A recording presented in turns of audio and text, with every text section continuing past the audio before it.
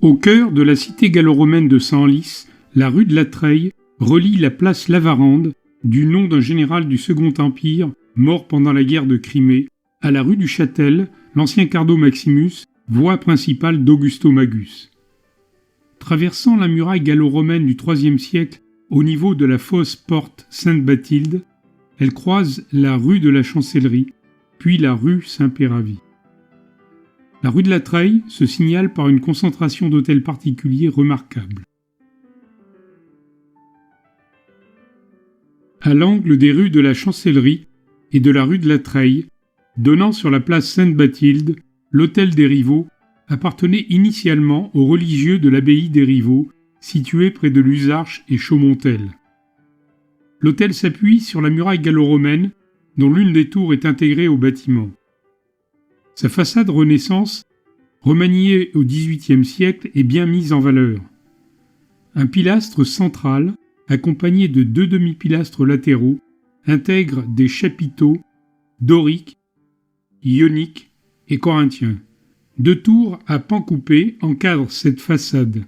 Ouverte au sommet par des fenêtres symétriques, elle contribue à donner à l'édifice une impression de hauteur. L'hôtel des Rivaux a longtemps été appelé hôtel de la Chancellerie, sans que les historiens ne trouvent une explication satisfaisante à l'origine de cette appellation. 2 interprétations se sont faites jour, dont la dernière, la plus probable, date d'environ une dizaine d'années. Selon la première interprétation traditionnelle, l'appellation lui serait venue des fonctions d'Henri de Marle, chancelier de France, qui l'aurait habité furtivement au début du XVe siècle. Pour l'anecdote, après son habitation présumée de l'hôtel depuis 1413, le chancelier Henri de Marle, équivalent au ministre de la Justice contemporain, fut égorgé lors du massacre des Armagnacs à Paris en 1418 avec son fils Jean pour avoir soutenu le roi de France Charles VI en proie à des crises de démence.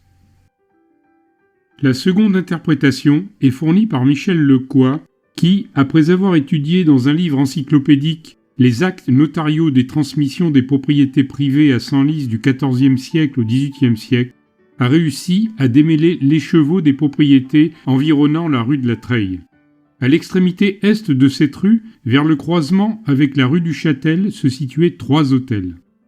L'hôtel de l'Écu au Soleil, au coin de 2 rues, l'hôtel du Chat, donnant sur la rue de la Treille, la rue du Châtel et la rue de la Chancellerie, en vert clair sur le schéma, un hôtel qu'il nomme l'hôtel de la Chancellerie, mais qui donne à la fois sur la rue de la Treille et la rue de la Chancellerie, zone en jaune verdâtre sur le schéma.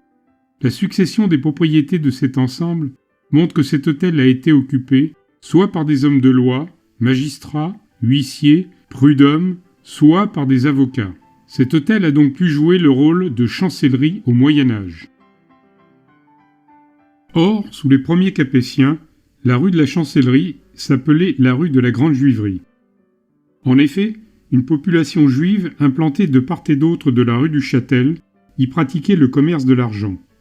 Mais, dans un premier temps, en 1182, Philippe Auguste commence par persécuter les Juifs en leur interdisant tout commerce en France.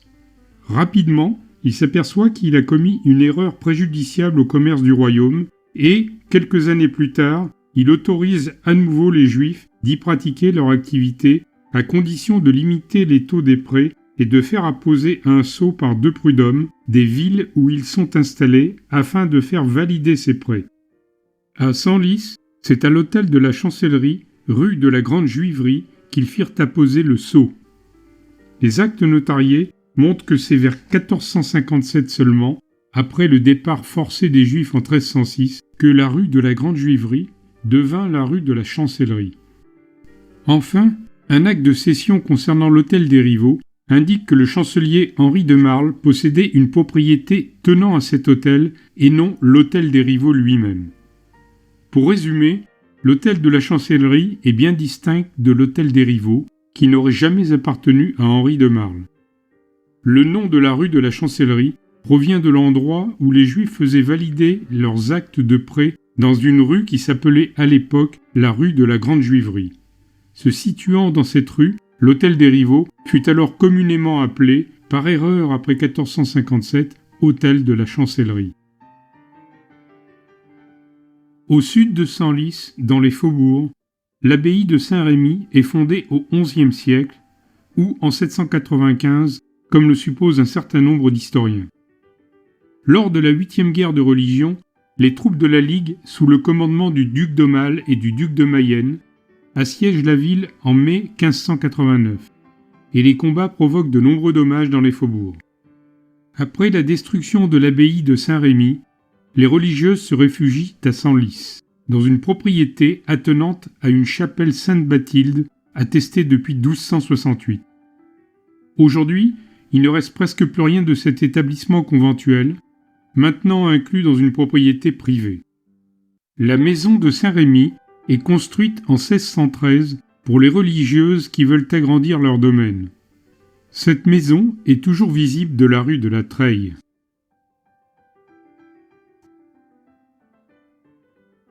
Jouxtant la maison de Saint-Rémy se trouve l'hôtel Seguin, du nom de la famille qui l'a possédé du XVIe siècle au XIXe siècle. Restauré au XXe siècle, ce bâtiment se présente comme un joli édifice à colombage de bois et aourdi de tuiles harmonieusement disposées. Une belle treille de vigne court tout au long de ses murs. La maison mitoyenne, qui a aussi appartenu au Seguin, est caractéristique d'une maison des XVIe-XVIIe siècles. Selon certains auteurs, Henri IV aurait séjourné dans cet hôtel à plusieurs reprises. En face de la maison de Saint-Rémy se situe l'hôtel de Saint-Gobert ou hôtel Desmarets, respectable construction du début du XVIIe siècle. Les Desmarets, descendants par alliance de la famille de Saint-Gobert, font partie de la tradition des Robins ou magistrats de Senlis. Pour l'anecdote, Henri Desmarets, compositeur français élève de Lully, épouse en 1698, secrètement et en secondes noces, Marguerite de Saint-Gobert, fille du président de l'élection de Senlis. Le père porte plainte et Desmarets est condamné à mort en 1699. Il prend la fuite en Espagne où il devient sous-intendant de la musique de Philippe V. En 1722, après la mort de Louis XIV, il obtient la révision de son procès et rentre en France. De cette union tumultueuse, il naît 6 enfants, dont François-Antoine, qui sera aussi, comme son grand-père, président de l'élection de Senlis.